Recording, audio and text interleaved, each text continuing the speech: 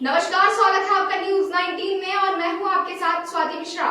राजस्थान में अब तक सचिन पायलट खेमे ने जहां एक तरफ अशोक गहलोत की परेशानी बढ़ा दी थी, लेकिन अब उन 6 विधायक जिनकी वजह से पिछली बार पायलट के बगावत के बाद अशोक गहलोत की गद्दी बचाई गई थी, अब उन विधायकों के खेमे से भी बगावत की बू आ रही है। कल उन 6 में से 4 विधायकों ने आपस में ही मीटिंग रख ली।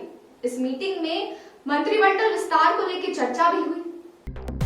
कांग्रेस में आए सभी 6 विधायकों ने मीटिंग की है और यह मीटिंग जयपुर में विधायक संदीप यादव के आवास पर हुई।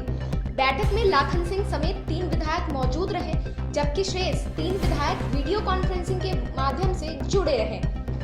पिछले साल सचिन पायलट की बगावत के बाद इन्हीं 6 विधायकों के कांग्रेस में आने के बाद गहलोत की गद्दी बच गई थी। तब इन 6 में से 3 को मंत्री बनाने और बाकियों को आयोग में जिम्मेदारी देने की बात कही गई थी, लेकिन ऐसा नहीं हुआ। अब इन विधायकों के सब्र का बांध टूटता नजर आ रहा है। विधायक की मीटिंग में राजनीतिक घटनाक्रम और खुद को अभी तक मंत्री नहीं बनाए जाने पर चर्चा हुई। संदीप यादव ने कहा कि इन विभागों में मंत्री नहीं है, इसलिए मंत्रिमंडल का विस्तार होना चाहिए। उन्होंने आशा जाहिर करते हुए कहा कि मुख्यमंत्री अशोक गहलोत जल्द मंत्रिमंडल का विस्तार करेंगे। 1.5 वर्ष पूर्व बसपा छोड़कर आए विधायकों को मंत्री बनाए जाने के सवाल पर उन्होंने कहा कि हमने कांग्रेस में शामिल होकर गहलोत सरकार को स्थायित्व दिया, इसलिए अब मुख्यमंत्री को हमारे मान और सम्मान को देखना चाहिए।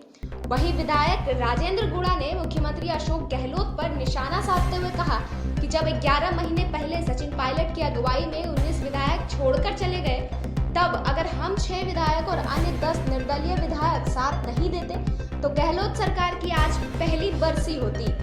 उन्होंने कहा कि कांग्रेस आला कमान को यह गणित समझ में क्यों नहीं आ रहा कि सरकार तो उसी वक्त चली जाती, लेकिन हमने इसे बचा ली थी।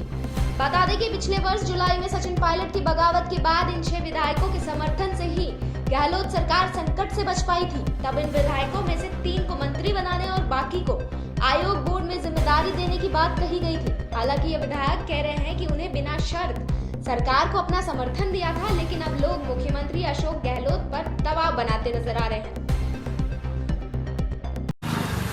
इसमें तो कोई ज्यादा दिमाग लगाने वाली बात, कोई इसमें तो कोई मैथ्स, कोई गणित है ही नहीं।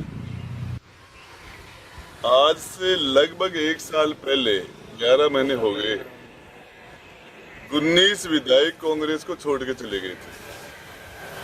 और यदि वो 19 विधायक कांग्रेस से चले गए थे, यदि 10 + 6 हम नहीं होते तो आज सरकार की प्रथम पुण्यतिथि की तैयारी होती। इसमें कहा ये आलाकमान को इस मामले में गणित लगाने की जरूरत, सीधा सा गणित है। यदि 10 निर्दलीय और 6 बसपा के लोग न उस टाइम में सरकार बचाते तो आज सरकार की प्रथम पुण्यतिथि की तैयारी होती। एक आलाकमान के समझ में क्यों नहीं आ रहा, मुझे तो पता नहीं।